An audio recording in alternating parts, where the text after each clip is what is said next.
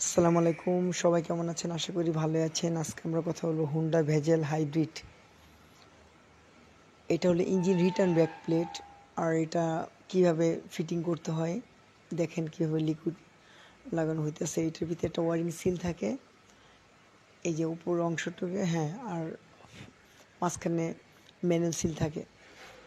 এটা Toyota genuine liquid দিয়ে fitting করা হইতেছে। আর এই বোল্টগুলো 10 millimetre tight, 10 newton metre tight থাকবে, এর বেশি দেওয়া যাবে না। আর লিকুইডগুলো কোথায় দিতে হবে দেখেন, চেম্বারের নিচের অংশে এবং উপর অংশে। আর বোল্টগুলো লাগানো হইতেছে।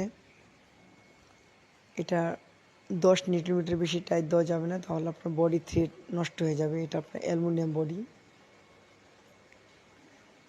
আর এরপর আমরা ইঞ্জিন ম্যানুয়াল সিলটা বসাবো, সেটা আপনাদেরকে দেখাবো কিভাবে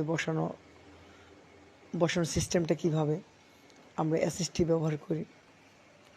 এসএসটি ব্যবহার করলে আপনার সিলের অ্যাকুরেসিটা পাওয়া যায় আর কি। আমরা এই একটু পরে টর্টেন্স ব্যবহার করে এটা আমরা টাইট দেওয়ার সিস্টেমটা আপনাদেরকে দেখাবো। বোল্টগুলো ধরানো হয়েছে, চাপানো হইতেছে। নিচে দুটো বোল্টও থাকবে চেম্বারের নিচ দিয়ে, যে 10 নম্বর এল দিয়ে এগুলো চাপানো হইতেছে। এই যে টর্ক মারানো হইতেছে,